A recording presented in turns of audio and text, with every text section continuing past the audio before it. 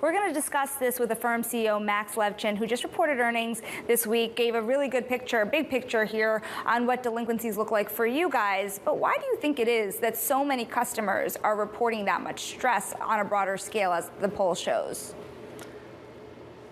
I'm not sure I can speak to the industry, but obviously Affirm is built on the idea of underwriting every single transaction, not charging late fees, which is important not just because it's such a nice thing to do for the customer, it's also a fundamental alignment between us and the borrower.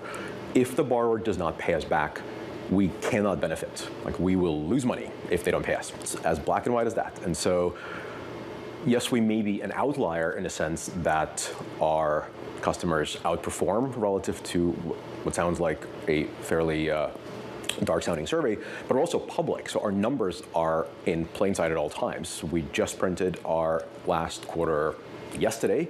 Our delinquencies were ever so slightly down year on year, and sequentially it's still 2.3%, as it's been for quite some time, and doing just fine. And so I think the rumors of BNPL's difficulties are greatly exaggerated from my point of view. Obviously can't argue with survey data. I can't argue with the Bloomberg story on the phantom debt, which is basically mathematically inaccurate in its following sense. So vast majority of installment loans are reported to credit bureaus. We have been since the very beginning of our time as a company, and installment loans in general are required to be reported, and that's what everybody does.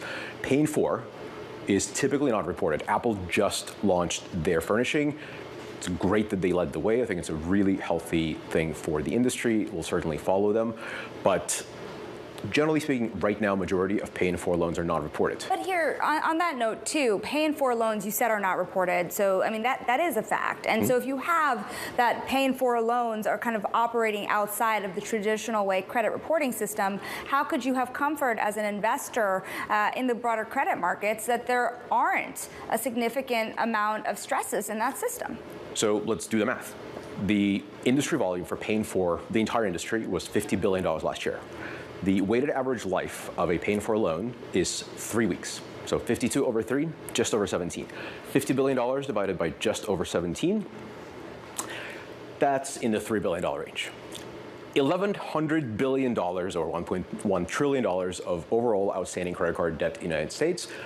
Squint, that's 0.3%. Are you worried about phantom debt in the scale of 0.3% of overall credit card world?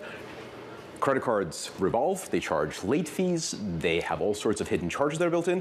With pay-in-4, you never pay interest, or certainly never in our case, and never in the industry case as well. There is no revolving, and it is just tiny. And so the BNPL pay-in-4 world, yes, it should report for the health of the consumer, for them to build credit, but it is not a systemic risk. Do you think that there should be broader kind of reporting standards here for the pay-in-4 model? There are already emerging new standards for pay-in-4 reporting. The entire industry united behind Experian and Apple as they stepped forward and said, hey, we need to bring this to the level that installment loans, monthly loans are. And there are several industry associations that are working on standardizing. Like, all of us are going to report pay-in-4 loan, full stop. It is coming very soon. Everybody wants to make sure it's right, because when you misreport someone's credit, that's a far worse offense than not reporting it. But the industry trend towards reporting every kind of loan in BNPL is absolutely real. Do you think that's enough to kind of put to rest the fears around this phantom debt worry that a lot of investors have? It certainly should be, just given the tiny scale that it represents and the fact that everyone is going to report it. So again, ultimately, my responsibility is to Affirm shareholders. Our delinquencies remain both very publicly visible and quite benign, and we intend to keep it that way. To your point on delinquencies, you said that they've actually marginally decreased. And if that is true, I'm curious what that means about your underwriting standards. By and large, we've seen a lot of credit card companies, traditional way, say that those delinquencies have been increasing. They're projecting increases. So have you had to tighten standards to address this current economy? Not very recently. We've generally held our underwriting standards about the same. That said, the benefit of underwriting every single transaction is you don't have to make these super long-term decisions and prognostications about the economy.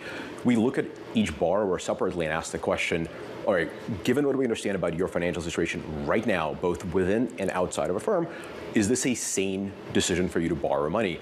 Given that we will not compound your interest and will not charge you late fees whether you're on time or not, we better get it right. So our underwriting standards are necessarily very, very tight because we want to make sure we get paid back. And we also want to make sure the customer is able to pay us back. There are a lot of concerns about the state of the consumer right now more broadly. Of course, you feel that among your investors. You feel that among merchants.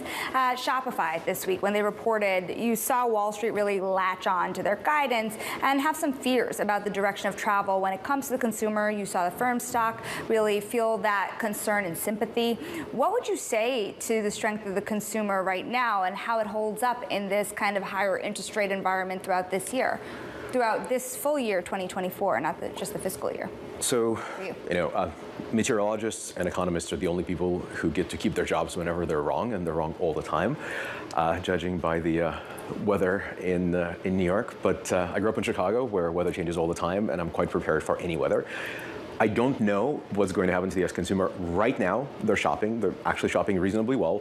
For a time, we saw a giant demand in travel because people were tired of being cooped up in a post-pandemic world and were trying to get out of town. I think that's normalizing a little bit. There's still plenty of healthy demand. Every flight that I take, and as you know, I travel way too much, is always sold out, so there's lots of people traveling. But I think we will see a lot more as the summer gets through, as the holiday season sales come in. Inflation is real. I think that's probably the far more important thing from the sort of consumer health, consumer spending point of view.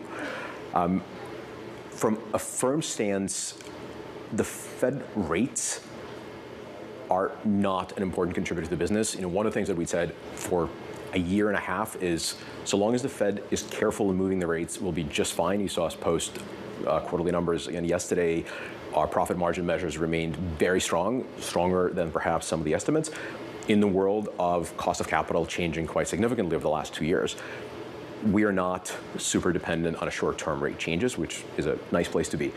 Consumers are very dependent on inflation, and I worry what happens to the economy over a long term if the prices don't normalize. But right now, U.S. consumer is healthy. You've always said to me before that you shouldn't be revolving on a cup of coffee. I think we can also agree that you shouldn't be paying for on a cup of coffee. Do you think that it's such that inflation is so hot that consumers are trying too hard here to put money on credit in all its different forms? So another important and perhaps little-known fact about paying for and certainly monthly installments, all of us, every single provider, not just Affirm, has what we call a floor of our transaction sizes. So at least as far as I know, no one has ever paid for a cup of coffee in paying for. I don't think it's actually possible. We would But everyday goods, they're groceries, let's say. Well, so if you're spending $50 on groceries, you probably, if you're thinking that's too much, I want to pay it over the next 6 weeks, you should reconsider your choice of grocery provider. But if you're spending, on a